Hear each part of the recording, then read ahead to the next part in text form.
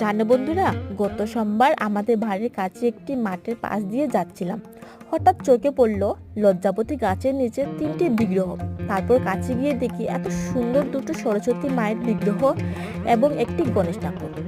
বিগ্রহগুলো বাড়ি নিয়ে আসলাম, তারপর ভালো করে পরিষ্কার জল দিয়ে ধুয়ে যতটুকু সম্ভব পরিষ্কার করে নিলাম। বিগ্রহগুলো দেখে মনটা ভীষণ খারাপ লাগলো। কেবা কারা জানি এভাবে ফেলে চলে যায়। যাই হোক, আমার হাতে যখন এসেছে তো এমনি ফেলে রাখতে পারি না, আমার কাজ শুরু করে দিলাম।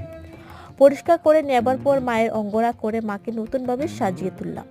কিন্তু হাতের সময় কম থাকায় গণেশ ঠাকুরের বিগ্রহটি সাজিয়ে তুলতে পারলাম না। কিন্তু পরের একটি ভিডিও অবশ্যই গণেশ ঠাকুরকে নিয়ে করব। মায়ের এই নতুন রূপটি কেমন লাগলো তোমাদের কমেন্ট করে অবশ্যই জানাবে। রাধে রাধে।